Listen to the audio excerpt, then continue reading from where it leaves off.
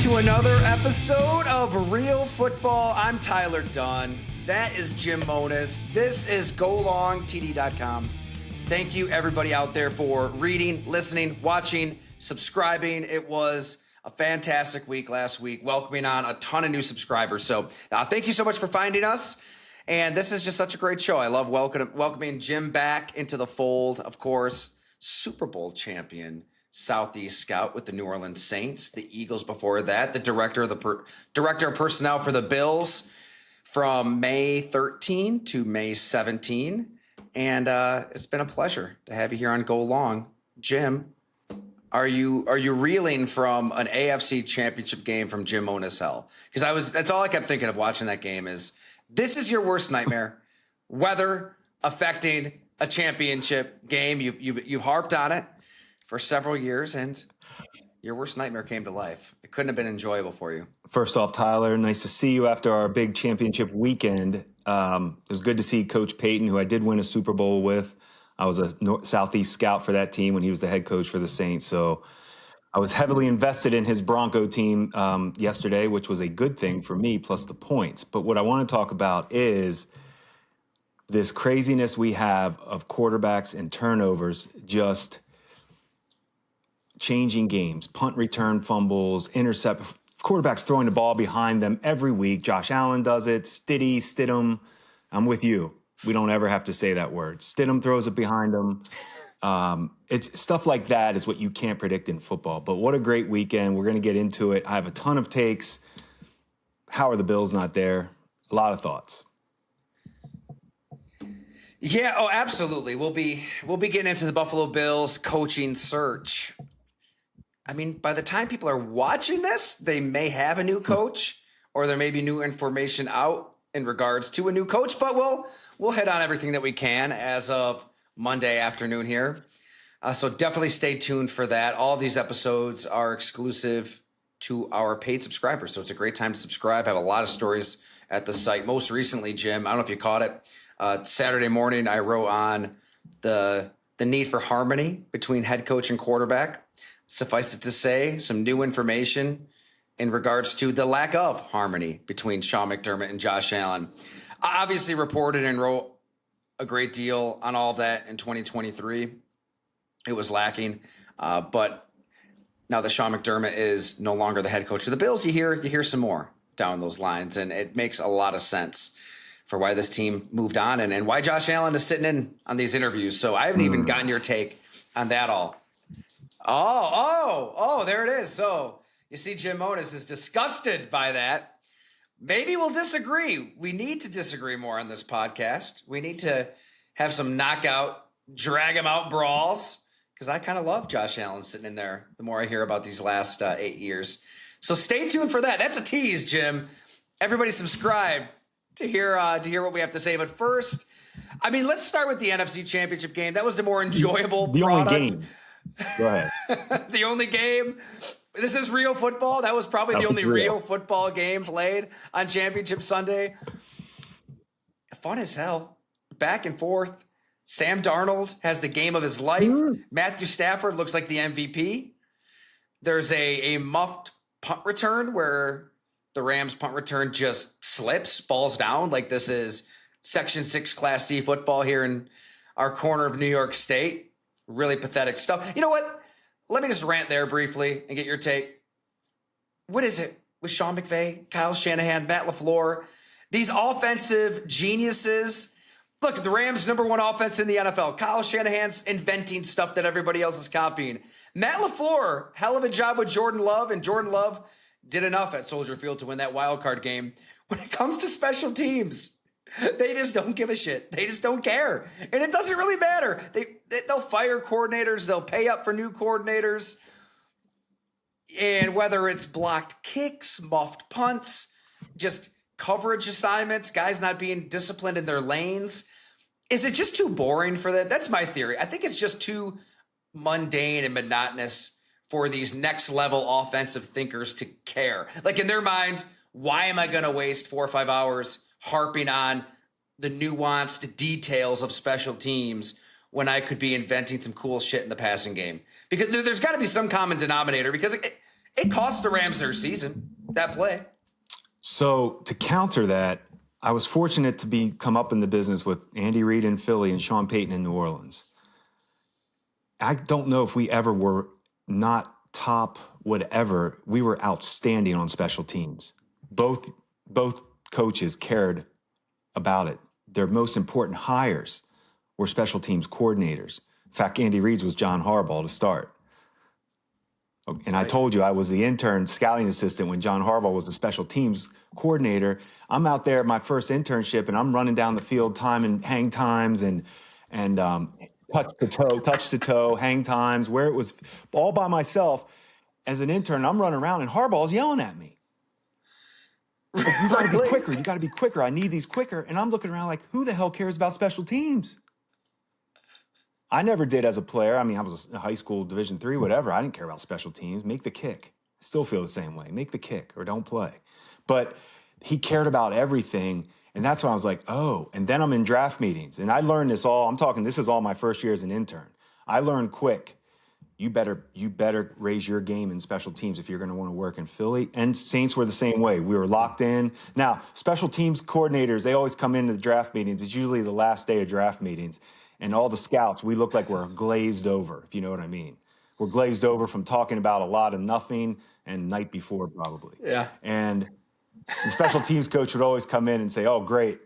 I'm real happy. I'm glad you guys are really fresh today. You're looking like you really want to hear about long snappers and backup punters right now. But anyway, the point is you need to treat those just like you treat your first round pick. The punter, the kicker, the long snapper. Those three guys are so. And then punt returner, we'll talk about that too. It caught the Rams yesterday, fell down. You can't. It's just crippling. It's crippling. Special teams are crippling. I read something today, and I'm going to try to send a text to some guys I'm still friends with in the NFL to see if they have this stat.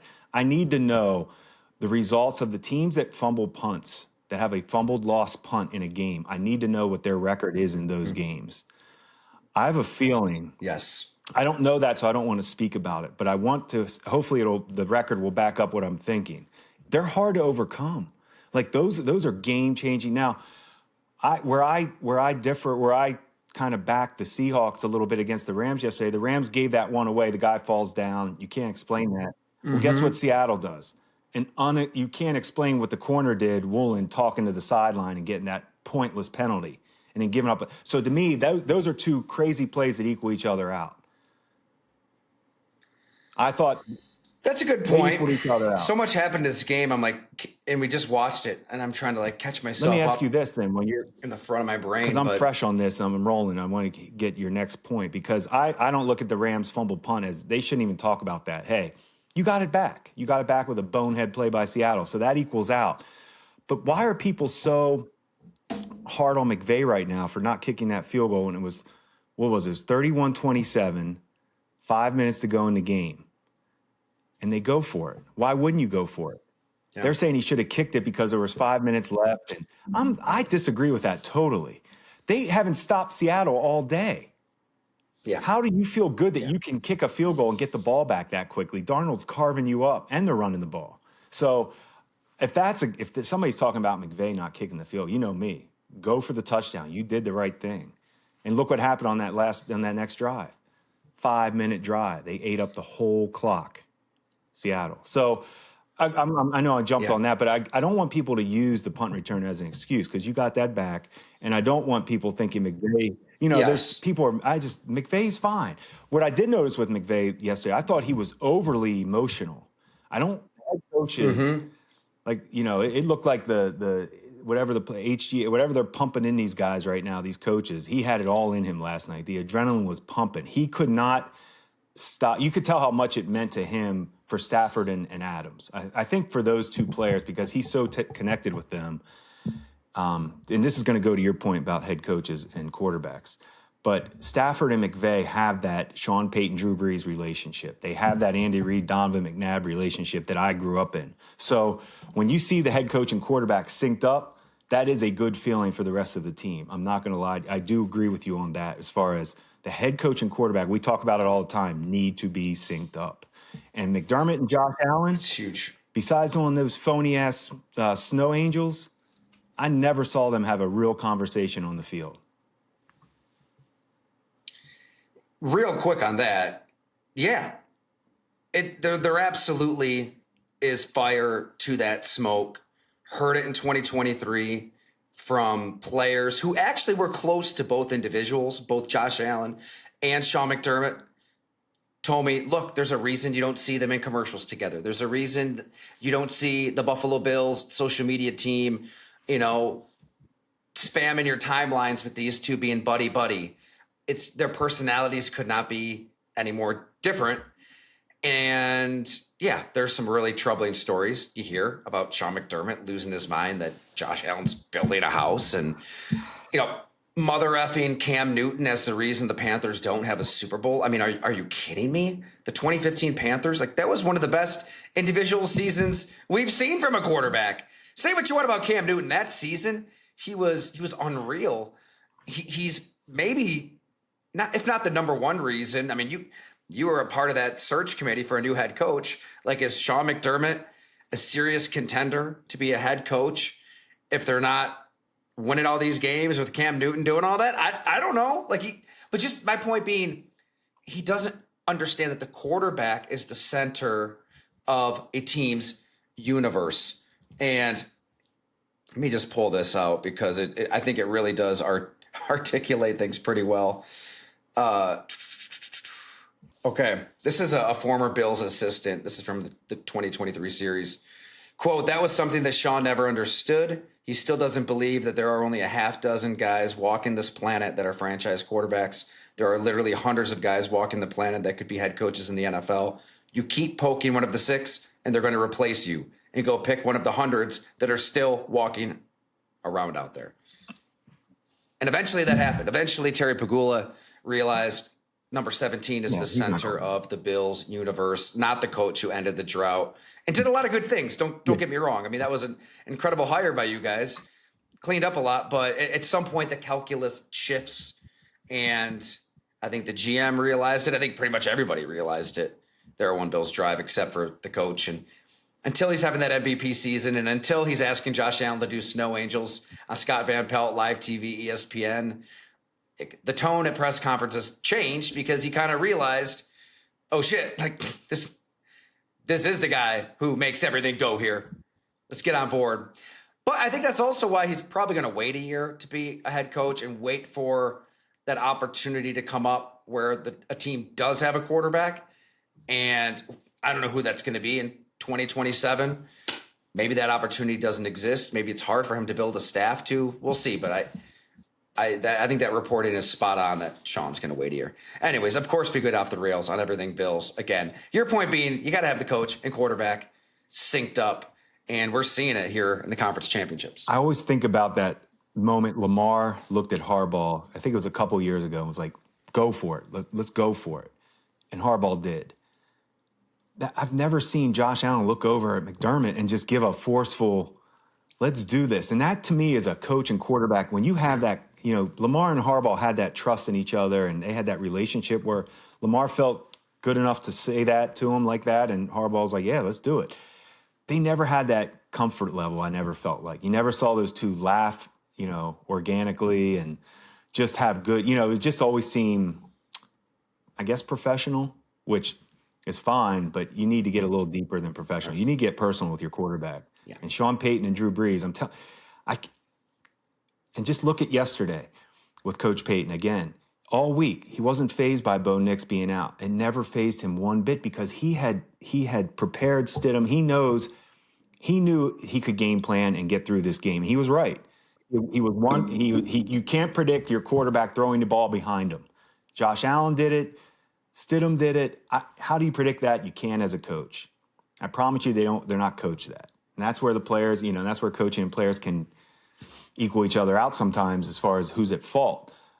But man, to your point, is if the Bills can go for that offensive guy that can connect with Josh Allen, that to me is the only thing that would change in Buffalo that would to get them over the hump.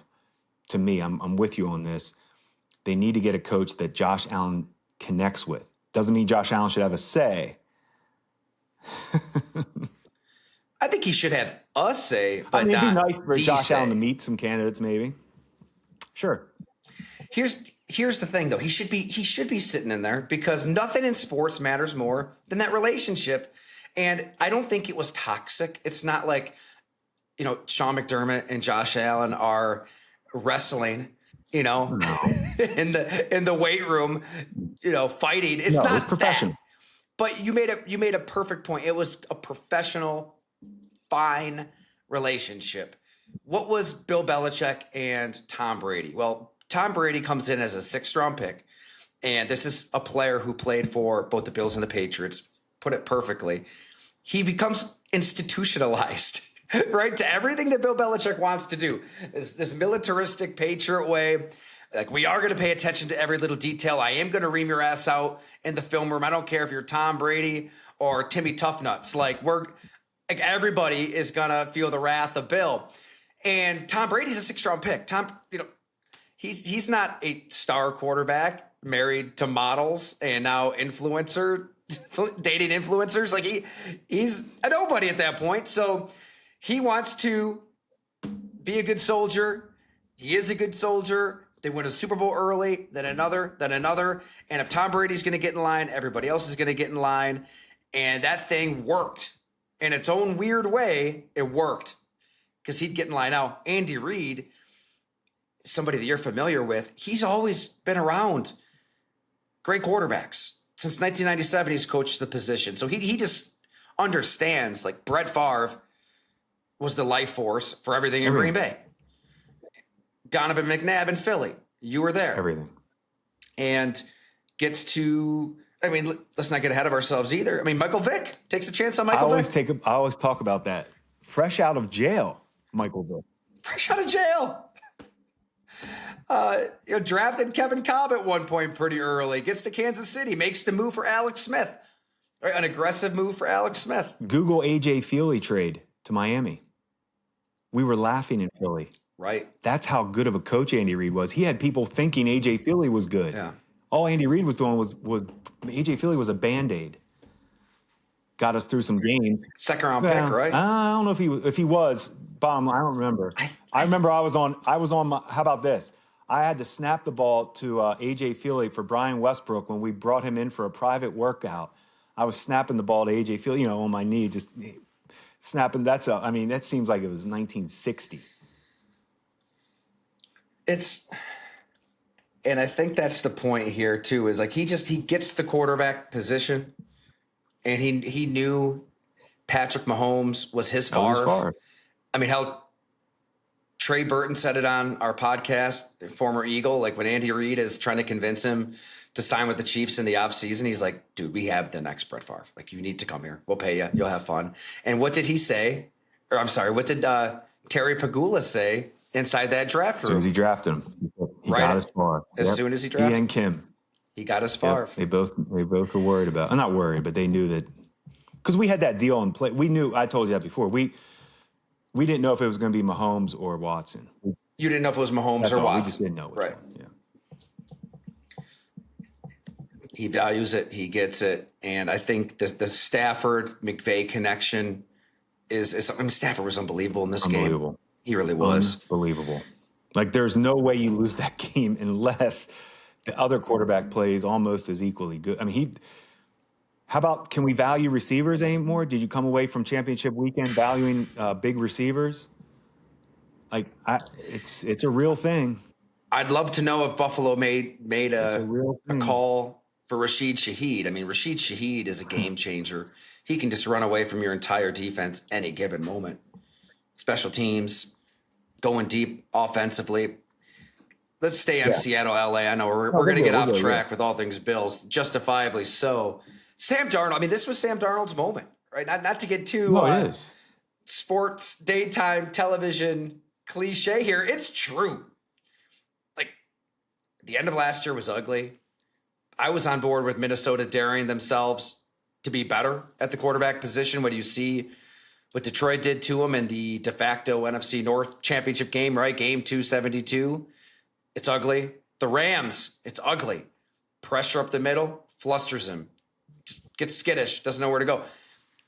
As impressive as he was pushing the ball down the field and making some big-time throws, almost equally impressive taking some sacks. Like, even up until the end there, when they just need to melt the clock, and they call like a little, I want to say it was like a play action, some kind of boot where he turns around. There's a defender right there. Mm-hmm. There's a little part of me that thought, oh man, Sam Darnold's going to try to do something stupid here. He's just going to like do a basketball hook shot to somebody. It's going to get batted out of his hand, and all hell is going to break loose. He ate it, took the sack. The Rams had basically no time to work with. Game over.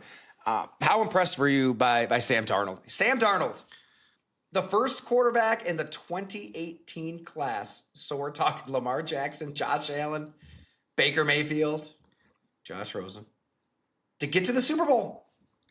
Another great stat Darnold threw out, and I didn't know this, but he had made the Super Bowl a couple years ago as the backup in San Fran. That's right. This is his second Super Bowl. Yeah, he reminded the press corps after the game on that one. Hey, I was there before. I thought that was pretty funny because this is actually his second trip to. Tyler, I feel I told you before I when we started this podcast and go long and writing some articles for you as well. I did this for therapy for me because I watch a lot of football. I just have to at least get it out, and if nobody listens or reads it, it's okay. It's therapy for me. But I spent that first year ago, I swear I must have talked to you every week when he was on the Jets, Sam Darnold, that, Tyler, I know you're going to think I'm crazy, but I see throws every week that there's only one of about 3 to 5 guys that can make these throws in the league. He is that talented throwing the football. He's his own worst enemy. He was at USC. It's what scared people. Then he comes into the circus that's the Jets. You're not going to get better there. Then he gets shipped around every year. And all he does is win. So he's coming into these teams, learns an offense, snap of the finger, learns an offense, and wins, 10, 11, 12 games in Minnesota, whatever they win. Not good enough. Next. I don't know. He deserves, I hate to say guys deserve or earn, but to give him credit, he has taken the high road everywhere he's been. He doesn't say anything, but works at it. He eats what he has to eat publicly as far as his turnovers. And I think that's why I thought this was his chance to win this game. I thought enough people have been saying he can't win a big game. He can't win a big game. Guess what? He's been winning a lot of games, and they have been big too. Just people just don't, they just want to throw it away. And you can just tell the way he's going out there, playing hurt, by the way. You can see it. I don't know. Oh, yeah, he's got the big thing around his oblique. He moves around well. He can throw. I mean, he has everything you want. He has everything you want in a franchise quarterback. He really does. What separates everybody is the lack of turnovers is going to take you to that special place. So anyway, just to see him get rid of that, for them to show the confidence in Darnold to throw the ball and not get scared and run the ball and punt the ball back and hopefully, hope. No, let's go win this. We can't give Stafford the ball.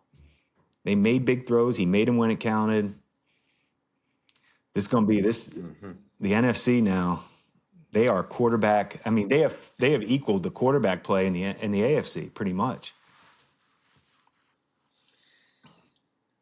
I think that you got to the heart of the matter there too. From the Jets mess to the Panthers mess to quarterback rehab with Kyle Shanahan in San Francisco to a dream season with the Vikings, and they move on from you.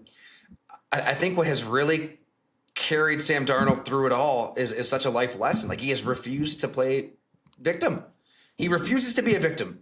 Like, at every press conference, any interview, at no point ever will you hear Sam Darnold belittle anybody, any situation, when he is the one person who has every right to just even like gently remind everybody, even in passing. He doesn't even do that. It's eyes forward, next opportunity. I was around the Vikings a little bit last year, which is kind of ironic looking back, because then the Vikings didn't believe in him after he has this incredible season. This is what Harrison Smith said. I thought it was really interesting. This is like, while the Vikings are winning game after game after game. Quote, normally if you are searching for your confidence or you don't have it, you might look back and say, well, I didn't have much of a chance there, and it wasn't all my fault. He's not worried about that. He's worried about being here and being the best player he can. It doesn't happen that often. Normally when a guy starts out bad and goes somewhere else and it doesn't go well, again, that's pretty much it. It doesn't really matter where you go after that. There's definitely perseverance that needs to be respected there. I don't know, it seems like a simple thing, but it is sort of a lost art to just not bitch, not complain, not moan, not look back in any capacity, because he had every reason to. It was so bad with the Jets. I mean, and then you have the viral clip of him saying he's seeing ghosts. So in everybody's minds, it is kind of Darnold's fault because he's not reacting to what the Patriots are doing out there on Monday Night Football. Was that his rookie I year? mean, I think he exercised those demons, right? Like he put those ghosts out to pasture with this one. Oh. I mean, it was, and Mike McDonald, he's not really that far off when he says it's one of the best conference championship performances I would agree. ever. I mean, what were his final stats here? There's a stat, Tyler. I know you're looking up Darnold stats now, but Stafford has 2 games now.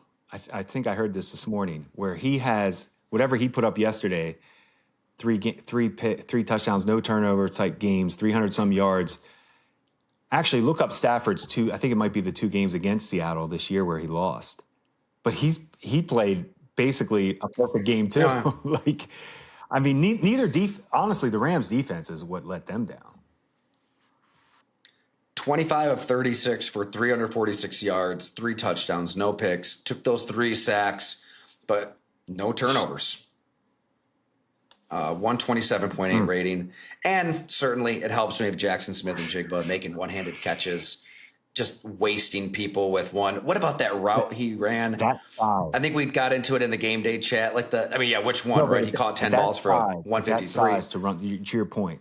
Everything he does, routes, to be that big and run routes like he does, and have speed. I mean, he's complete. He was in my mind last night. He's like, is he the best? I mean, he's in that debate.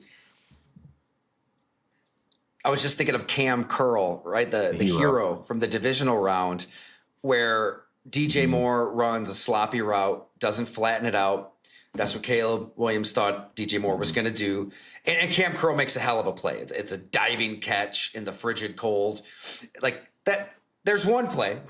DJ Moore kind of rounding off his route at half speed. And then there's Jackson Smith and Jigba, like tilting his head, jerking his head one direction. You fly with it, and he cuts back toward the post. And you've got to recover, and he makes this, I think that might have been the 42-yarder. Unbelievable talent. So good on Seattle to realize we've got Jackson Smith and Jigba. Bye-bye DK Metcalf. This is our new number 1. And Cooper Kupp, obviously the Rams are going to upgrade to Devontae Adams from Cooper Kupp, but he made some plays, a big 3rd down reception. Then he had the touchdown. Shaheed had the 51-yarder. Kenneth Walker made some plays, running the ball, catching the ball. Jake Bobo caught a touchdown. It's a legit offense. I mean, Clint Kubiak, I know you loved that throw on 2nd and 10 late. Stayed aggressive. You've got some real route concepts that get people open. The kind of stuff you didn't see in Buffalo this year, frankly. Just players playing off of each other to put safeties and linebackers in really hard leverage positions, like choose which way you're going to go here. And Darnold just makes the right read time and time again. So that's the curious journey of a franchise quarterback. Drafted high. I mean, it's probably going to go down. I mean, we're going to hear about it in depth for the next 2 weeks, I'm sure, everything.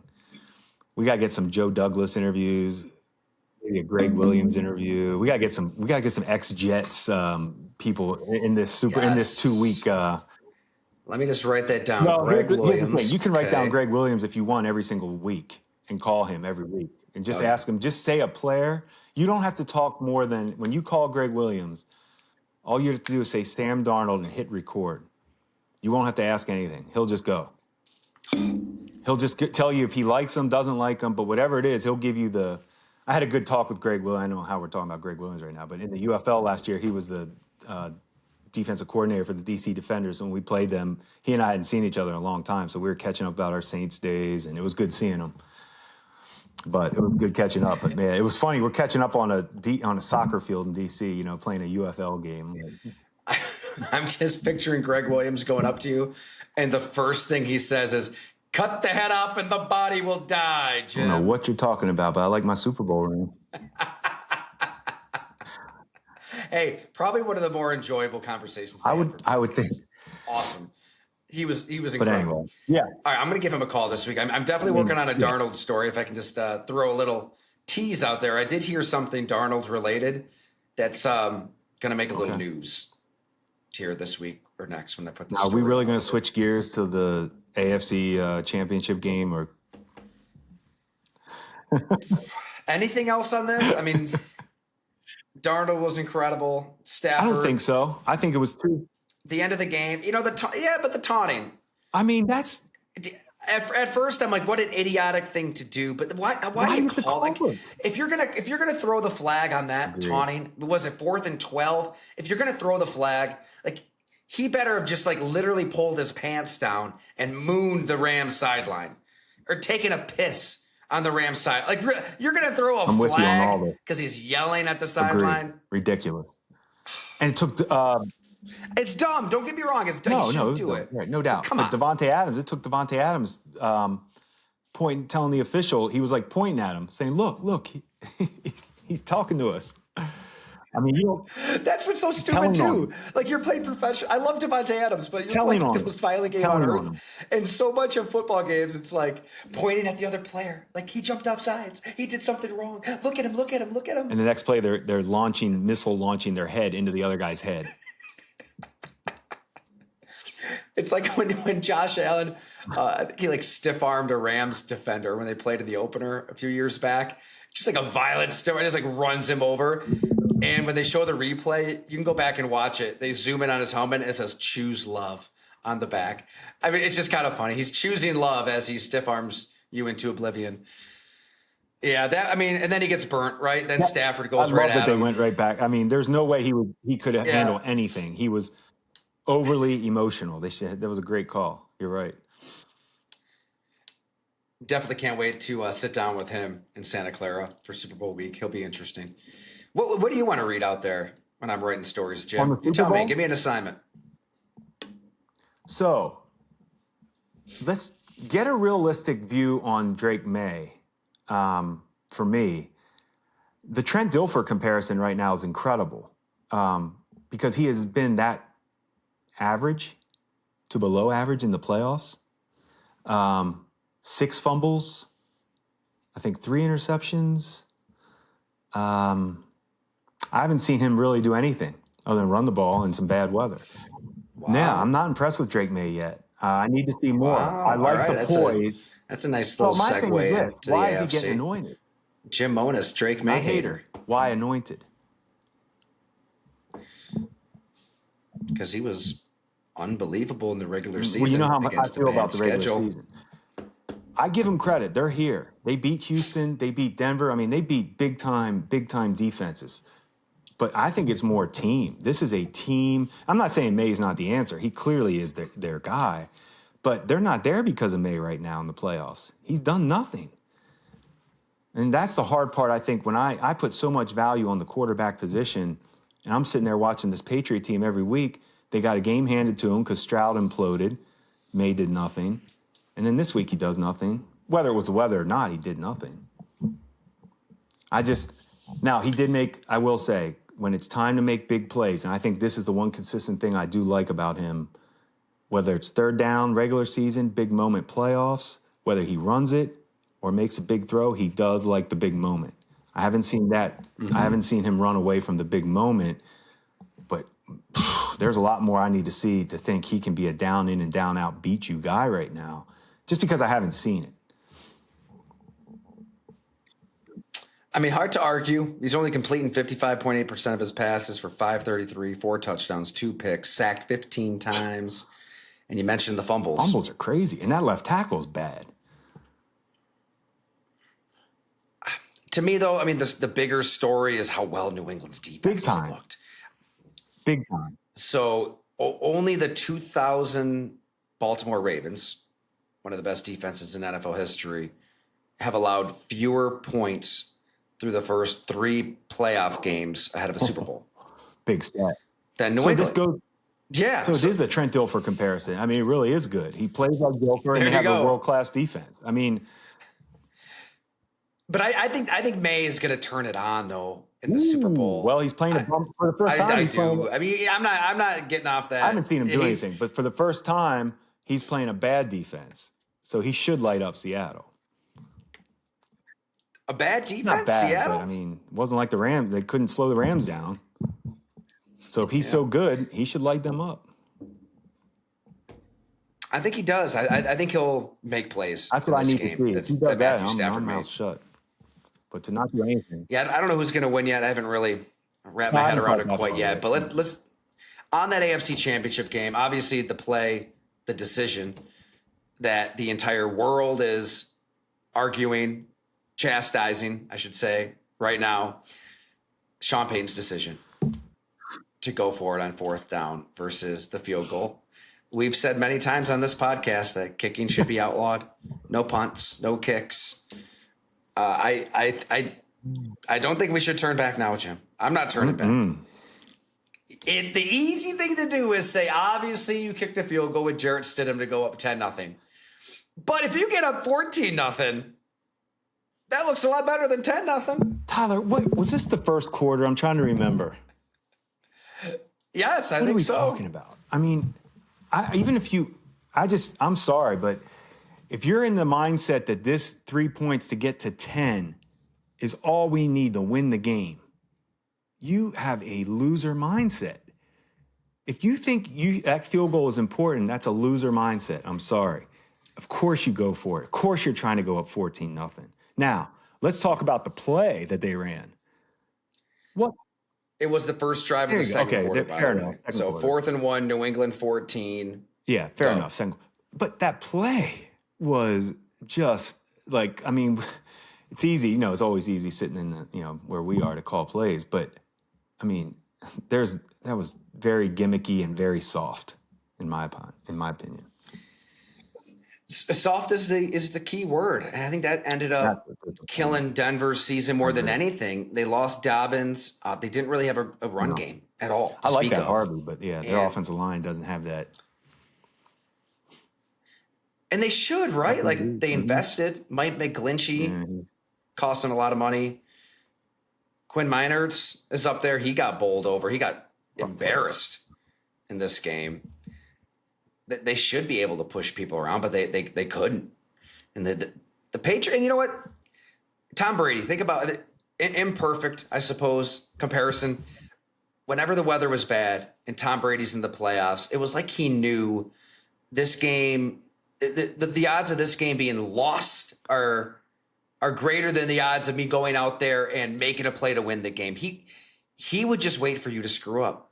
He would just dink it and dunk it and not make the big mistake until you did, right? Until you had a protection breakdown. I mean, think of the 28-3 game where it was a Dante Hightower sack fumble that kind of flipped that one. At some point over the course of a game, the Patriots would wait for you to screw up and then they would pounce. Then they would make their move. Similar here, like Mike Vrabel and Josh McDaniels and Drake May, they kind of, it's a total whiteout blizzard, whatever you want to call it. Nobody can really cut and move. Reminder, Stevenson's getting 2.7 yards a carry. Drake May's running around a little bit. Mac Hollins made one play. Their touchdown was off of a turnover.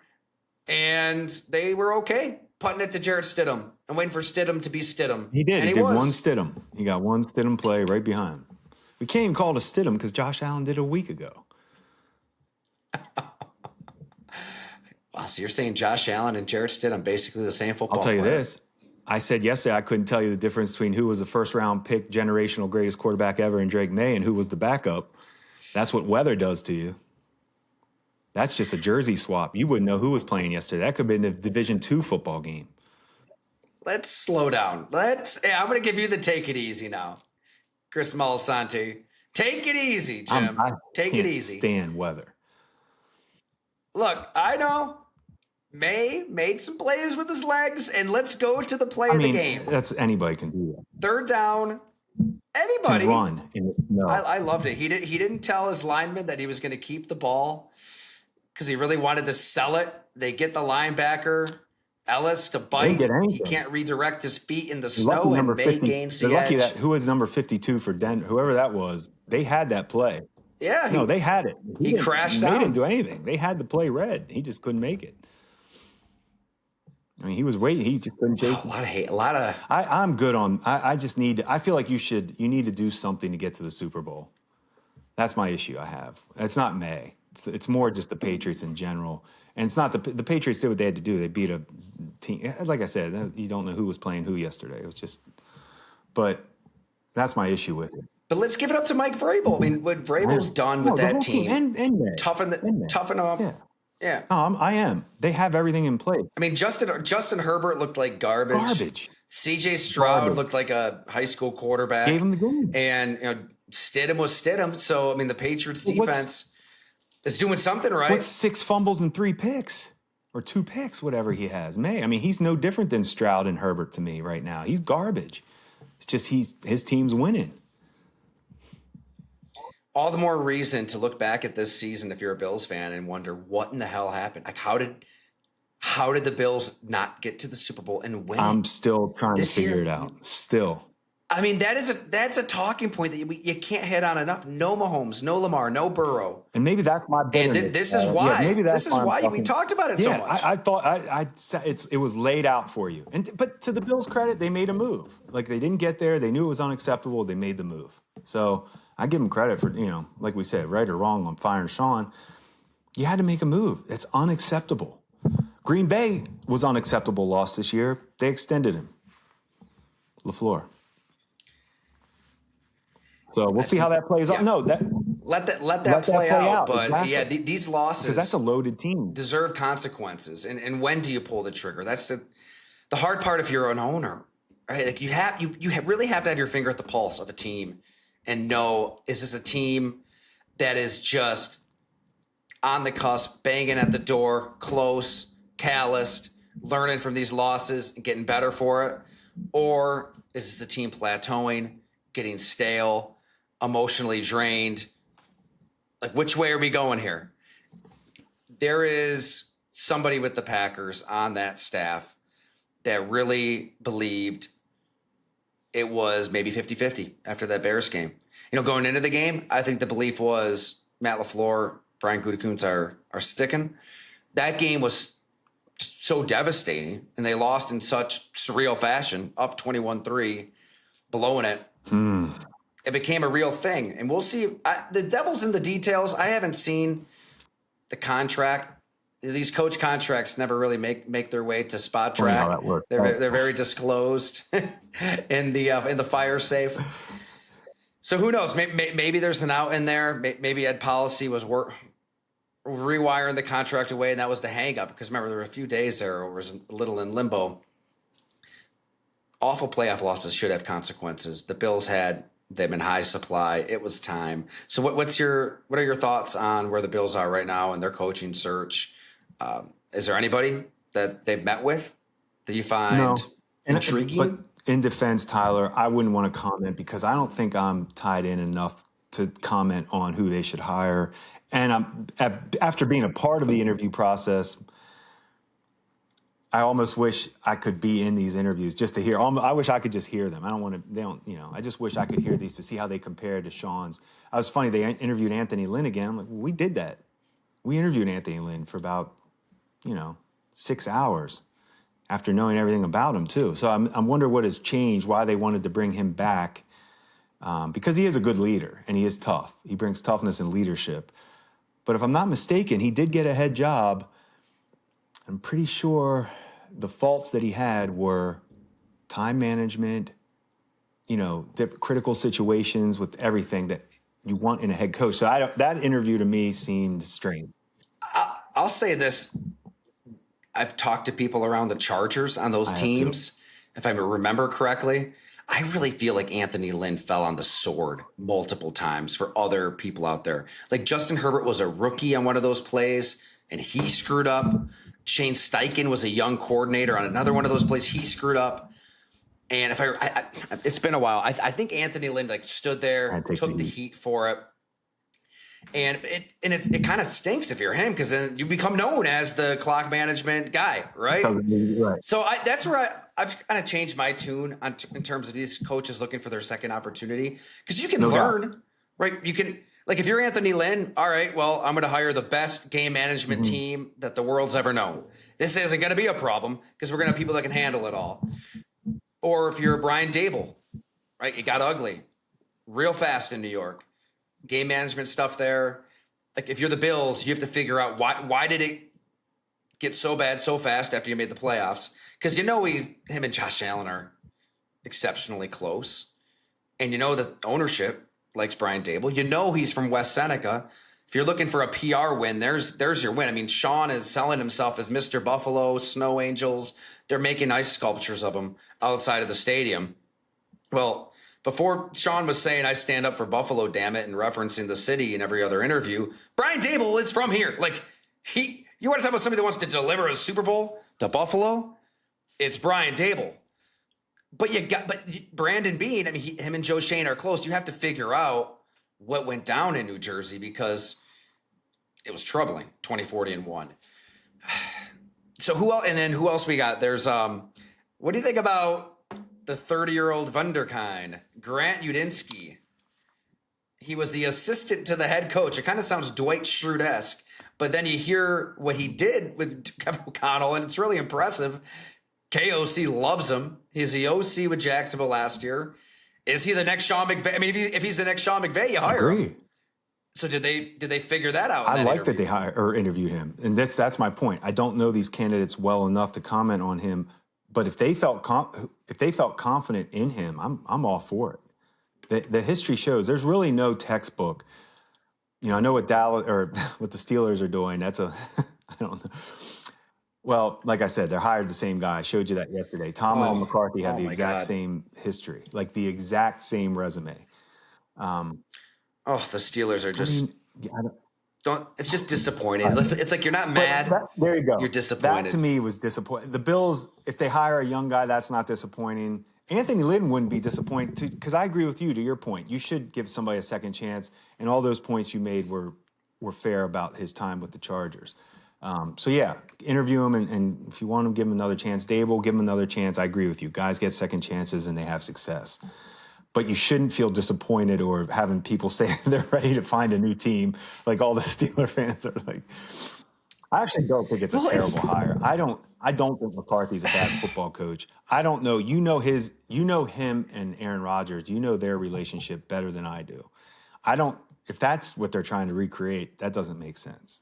Aaron Rodgers is done. Rodgers is out, right? In your opinion? I don't know why they'd want to be with each other. That's my thing. I'm thinking Rodgers must be out. They could not stand each other. At the end, I mean, for Aaron Rodgers, talking to people close to him, he didn't respect Mike McCarthy's football acumen years before it ended.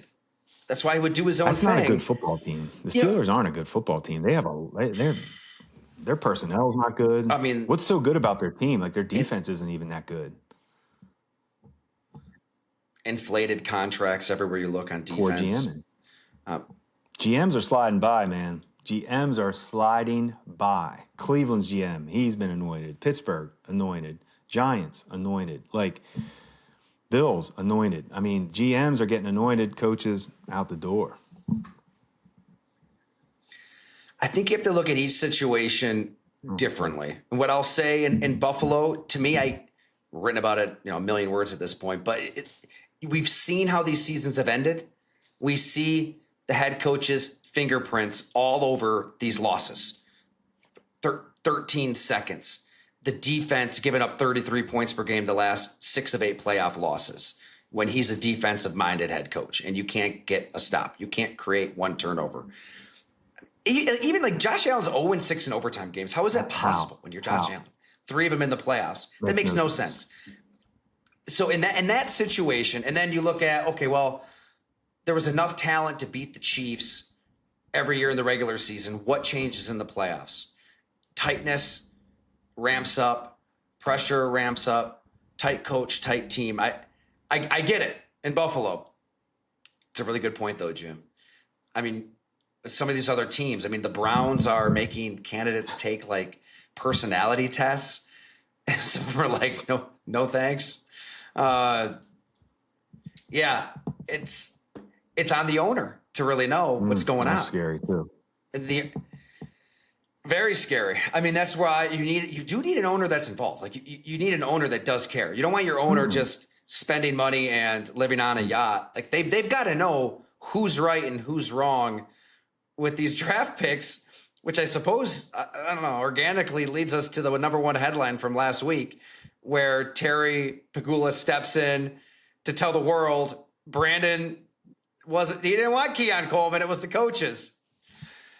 You don't want that if you're the Bills. Especially when, obviously, not ideal. It's drama that you don't need. Especially when about 3 to 4 clips come out right after you say that of the GM talking about the receiver and how they want him and how good he looks. Well, it's just, there's one answer you need. It's on Keon Coleman, though, it's not isn't about it, Jim? Coleman. It's on Keon.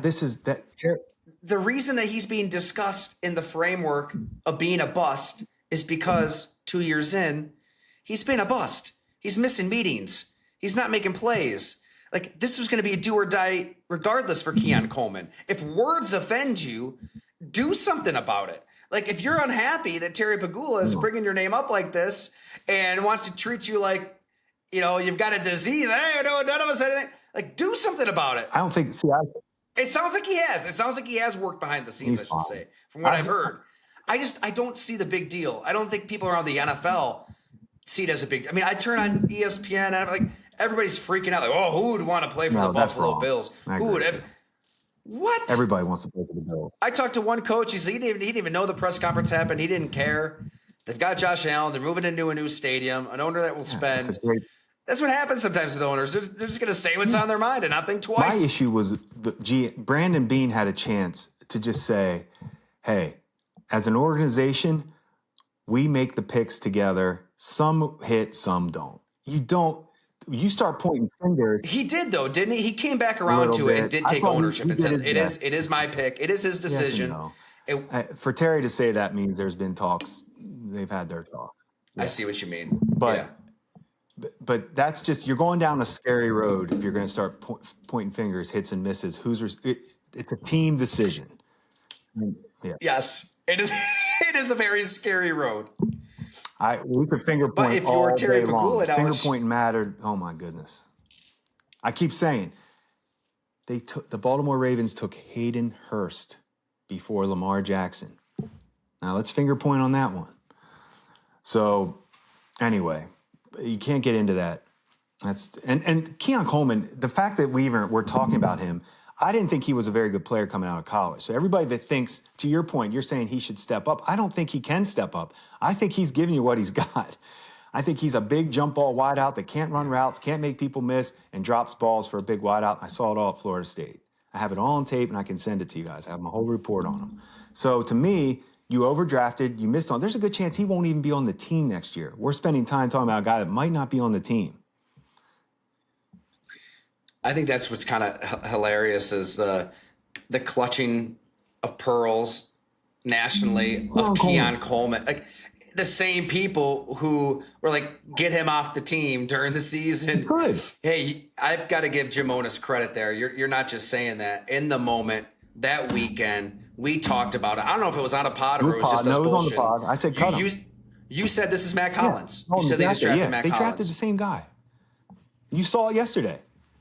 Matt Collins made a play. He used his size, double caught it because of the weather, but he uses his size. That's what Coleman, you want him to do. Anyway, too much time on Coleman. Here's a question though for you, Jim. Is you've been in this situation, like in terms of how to structure a front office, structure a football operation. So when the head coach and the GM are reporting to an owner separately, it's the same deal in Green Bay with Mark Murphy and that policy. When it's that kind of does lend itself to finger pointing, doesn't it? Like if Terry's talking to any team, any owner, if you're hearing from a coach and a GM separately and they're stating their case about something, I can see the pros and cons, I suppose, of any football structure, but I do like the fact that they're going to this, okay, that's why they promoted Bean. You're overseeing all the football operation. The coach reports to you and just fortify. If it's not a circle of trust, it's something a little more linear, the spine of trust. It's a touchy. You're going to point finger. All this stuff leads when both report to the owner, one still has final say. So when we interviewed Sean, Doug Whaley had final say of the 53. Sean's number one request was, I'm not taking the job unless I have control of the 53. Whaley was okay with that at the time. That's driven by McDermott's agent, Bob Lamont, who represents Andy Reid and John Harbaugh. They all have that same, I want the 53. Harbaugh probably has it with the Giants. I'd be interested to know because Joe Shane and Harbaugh. He did. That was the hang up, and he got what he wanted in terms of. As long as that's really what it is. They're both report, but I think we know. I think Sean may have had the 53 this whole time, Tyler. McDermott, back to the Bills. I wonder if he ever gave that up to Brandon or if Terry said, hey, let's give the 53 to Brandon. But if Sean had control of the 53 this entire time, makes even more sense why he's out, you know? I think it shifted in Buffalo, though. I think that Bean gained control. That's what we were told. But I mean, it was his final say. Yeah. Then Bean can't say that was somebody else's pick. Like, that's what I'm trying to say. It's one or the other. And I, I'm not sure what is going on in the Giants. I mean, there was some kind of hang up where Harbaugh needed some stuff in writing where he did have a little more control. Let me tell you about control. I know what Harbaugh's salary is, and I probably have a good guess what Joe Shane's salary is. I can tell you who has control. 20 mil against probably 1 mil. I like a lot of these candidates that the Bills So do I. have been I'm excited speaking about to. all these guys. I'm with you. It's a good mix.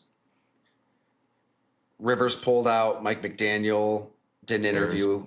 Next. It sounds like they have, it sounds like here's my theory. There's something going on with this Davis Webb, Dable, Joe Brady. It's coming from one of those three, I think. I think there's a lot of assistant coaches. I'm still friends with a couple that I've reached out to, and the responses don't seem to be that they have been completely fired yet, if that makes sense. They're kind of waiting to see who's going to be named the head coach before they know. Because, a lot of times when the head man gets fired, the staff gets immediately fired. You're just, hey, we're going to let the new guy bring in whoever. I don't know if the Bills have let go all the assistants yet. I think the new head coach may be able to retain some. And if that new head coach is already in the building or already knows some of these assistants, that's the Brady, Dable, Davis Webb, circle, triangle, whatever. I think it's smart too. Like, you should want to retain, 4 or 5 coaches. Agree, I'm with you on that. Yeah. Now they lost their most important, that O-line coach, Aaron Cromer. He retired, or he's going to go coach somewhere else with somebody. But anyway, what would you be looking for? Just to wrap it up, like, I know you're not looking at specific names, but what is the number one quality the Buffalo Bills should covet at this time at head coach? It's time to get Josh, sync up the offense and quarterback. I don't care. They have to have that the head coach has to be synced up with Josh. That's what I was raised in. I believe in it. Obviously, I thought Sean deserved a chance. Mike Tomlin's a defensive coach who doesn't call offense, won a Super Bowl, so we know it can happen. Sean he got the team to where they needed to get. As far as out of the muck of regular season, nothing. Now you're a postseason team every year that can't get over that hump to the Super Bowl. So take that next step and get the coach to get Josh. That's what's going to get you there. It's going to be the head coach and Josh taking you to that next level. This is where I think people are getting it wrong when they criticize the quarterback sitting in on these interviews. Because if it's Josh Allen's choice, I don't know. You'd think it'd have to be Brian Dable, right? With how tight they were. Yeah. I could be wrong. No. It's more talking to people who know both and how close they really were, and how when I asked one player, did the wrong coach stay, he paused for literally 13 seconds and said, do I need to continue talking, or does that answer your question? So, yeah, where I think people get it wrong is Dable he's not going to coddle Josh Allen. Like, he's not going to let him get away with murder. Like, he is a hard coach. He gets on guys. Yet he also has the other side to him, where he gets the personal side, the human side. And that is such a tough balance. I mean, talk about personalities matching. Brian Dable and Daniel Jones could not be any more different. Daniel Jones is as robotic can be. There's a coach on that Giants staff who told me, man, if I could have been a fly on the wall when they had some meetings, like, they could not have been any more different. It's just one is far, far too serious, and one wants to smack you on the ass after you make a big play in training camp and scream a rebel yell like that. That's Josh Allen. So that's where I'm leaning. And then maybe it's a Davis Webb as OC. We'll see. All it takes is one incredible interview for Terry Pegula to be blown away by somebody in that setting. And there's other parties, right? Brandon Beane will obviously have a say, and you've got 2 assistant GMs in there. But they're going to listen to Josh Allen. And the reason he's in there is because he hasn't spoken up. It's not in his nature to speak up. He's never been the type of guy to ball up a fist and demand changes and I want this, I want that. He doesn't even get after a receiver when they drop a pass. So I think this is like the Bills' way of, okay, we are going to give you this seat at the table and we want you to speak up. We need you to speak up. Because he's never been like that, ever. And he should be. I mean, that's a critique of Josh. Like, you're the face of the franchise. We need you to speak up and take charge here. And so this allows you to do that. It is interesting. I had flashbacks to, I mean, this is no comparison whatsoever. But back when I was a senior in high school, I was the one student on the panel at Ellicottville interviewing incoming principals. I think you told me. And it is kind of wild when you're sitting there and you're like interviewing somebody who is going to be in charge of you. And I don't know, the guy that they ended up, you know what blew me away in that process? Like 99% of them were just all terrible. I couldn't believe it. Like the interviews were awful. I'm 17 years old, 18 years old. And I could tell at that age, what? Some guy walked in with like these thick glasses on and a big pile of papers, and he's shuffling through the papers and they're spilling all over the place. One guy, oh my gosh, I wish I could remember his last name. Keith. What was his last name? I think he died. I want to say it was like on 2020. It was like national news. It was some kind of love triangle thing that made national news. Oh man, I wish I would have done my homework on that one. But yes, he was like a finalist for this principal job at Ellicottville. And then the guy ended up like pushing for, it was like a no-brainer to everybody in that setting. Like, we're going with this other candidate because he was the one candidate that was competent and seemed to have a plan and seemed to be authentic. And I think he just retired. And in case he listens to the podcast, I'm not going to say anything. I liked him. I was only with him 1 year. I don't think everybody agreed. It's a weird setting to be in when you are the student. You know, Josh Allen is the student, and he's going to be pushing for somebody that is his boss. I get that element of it. That is a little tough. The issue you have is if you, as an owner or GM, whoever's making this call, which is the owner, but at the end of the day, if Terry likes a guy and Josh doesn't, then that's an issue then. What if Terry hires a guy and Josh is like, but I like that other guy? That to me is why you don't bring the quarterback in. But I think that's why you do, because they shouldn't hire that guy then. Josh Allen's too important, in my opinion, to hire a coach that he wouldn't want. I mean, I have a tough time. I mean, yeah, okay. If we're going to go that extreme, yes. I mean, if he's going to call you and say, I don't want that guy, yeah, I think you might want to listen. But I need to know who Josh Allen is, that he knows. What does he know so well? Like, what coaches does he know so well that what's his life experience? Zero. The guy learned football from Brian Dable, basically, his second year, correct? Because he didn't learn anything the first year. We know that. Well, he was with Dable his first year. That was first. It was my fault. That's right. So he learns football with Dable. So that's my point. Well, he doesn't know anything. He doesn't know. He doesn't have a library of coaches, and he doesn't have X and O library. That's why you don't need him in the interview. That's my issue. That's my point. I wouldn't. I don't know. After 8 years of eating it and taking it, and you put up 35 points, and your head coach is at the podium. The little lights aren't twinkling from Christmas Vacation, pointing out that one mistake you made. I'm okay if they hire Dable because they had good chemistry. I'd like if Terry says, hey, we're bringing Dable back because he and Josh had success. We like their chemistry. Thumbs up. I don't want to hear that Josh Allen wanted him. Not for me. I would not have the quarterback involved. I know Don McNabb was not involved in hiring Andy Reid, and I know Drew Brees was not involved in hiring Sean Payton. You're definitely. Here's where I will agree. You are playing with fire. look, we criticized Aaron Rodgers in 2021. He wanted the GM fired. He held the Packers hostage for 3 months. He shows up to the press conference and he's listing off all of the reasons that he did what he did and how the Packers should have kept all of these players. I mean, he's listing off like Clay Matthews and who else? TJ Lang and Casey Hayward. And so a lot of really good Packer players that were let go a little early versus a little late. Like the decisions were right when the Packers made them. He kind of was shitting on his own point. And so you don't want your quarterback to be the GM of a football team. I get that element of it. The Packers are the Packers for a reason. Like GMs are GMs for a reason. Coaches are coaches for a reason. Quarterbacks are quarterbacks. That's the old thing. I mean, but in this case, like I'm telling you, learning what we learned about that relationship with Sean McDermott and how it's not what it was sold to be publicly behind the scenes. I get it. You want him in that room. Okay. Trust me. That's fair. I'm not. Yeah, I mean, there's no, like I said, there's no right way. There's no right or wrong way. So I'm not disagreeing. I'm just saying it wouldn't be my way.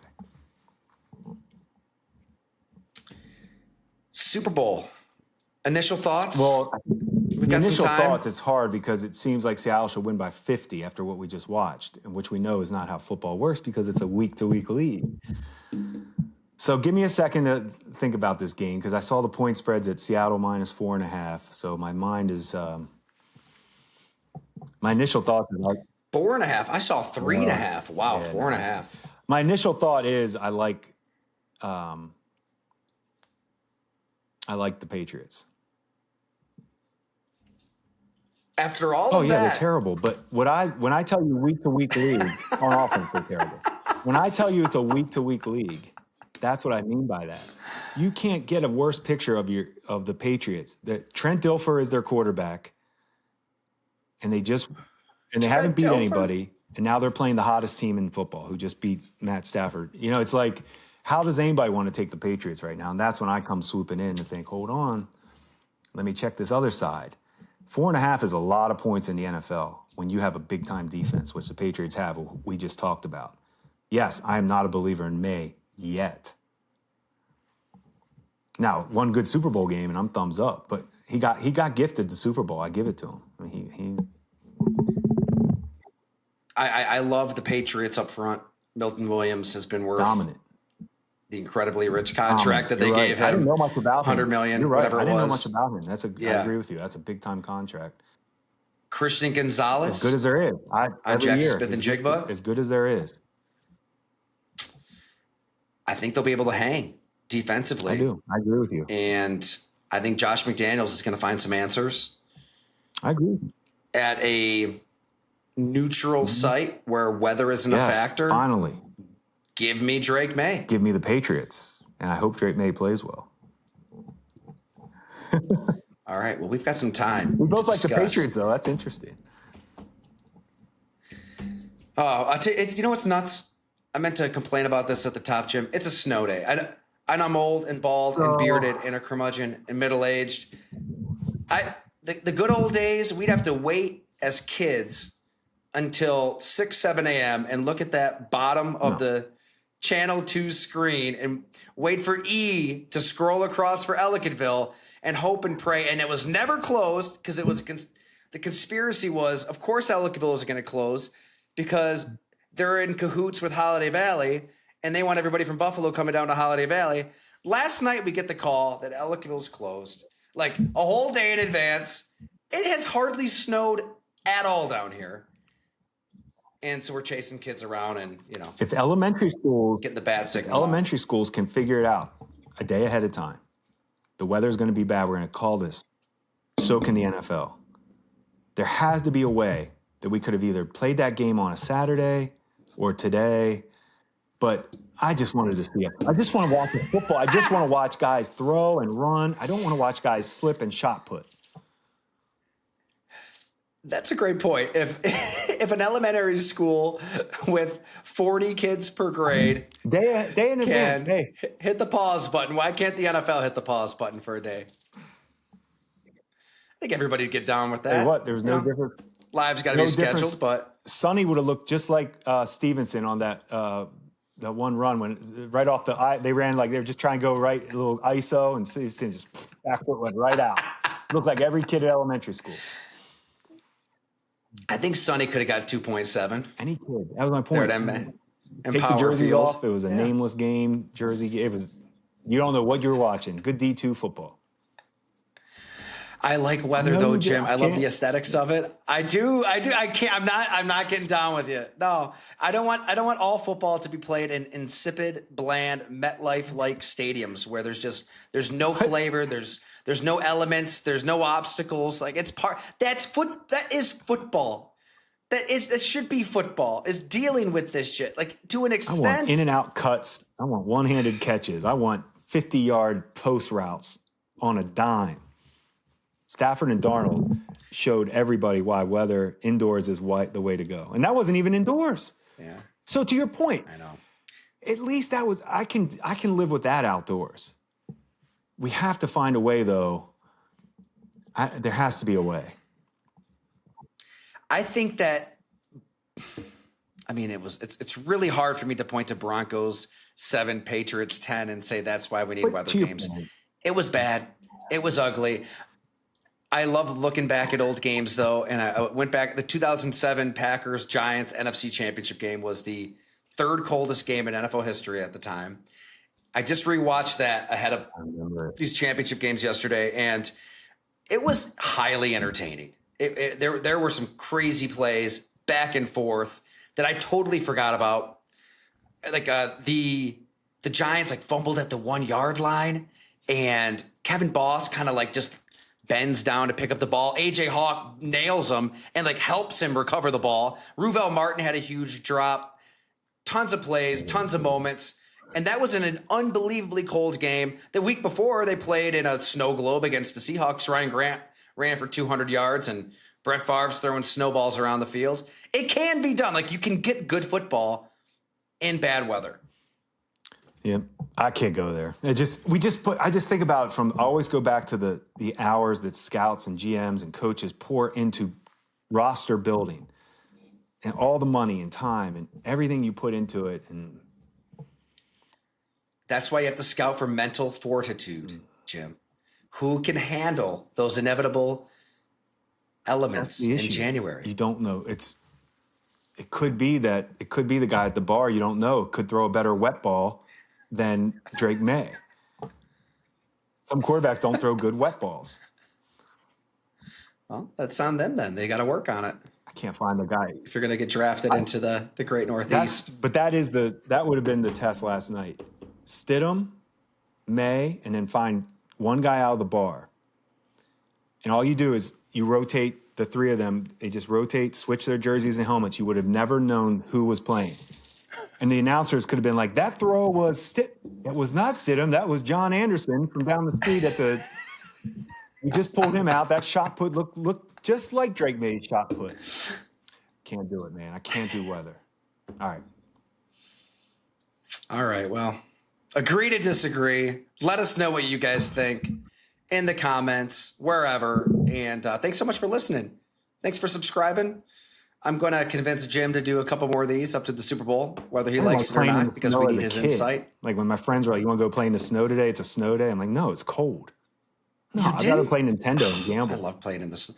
You throw all the layers of clothing on and just beat the hell out of each other in the snow playing football? It's called video games. You get 6 of your friends and you have a tournament. Everybody throws in about $10. It's called gambling. That's what we did in the snow. I think my takeaway from this hour and 14 minutes is that Jim Otis is just soft.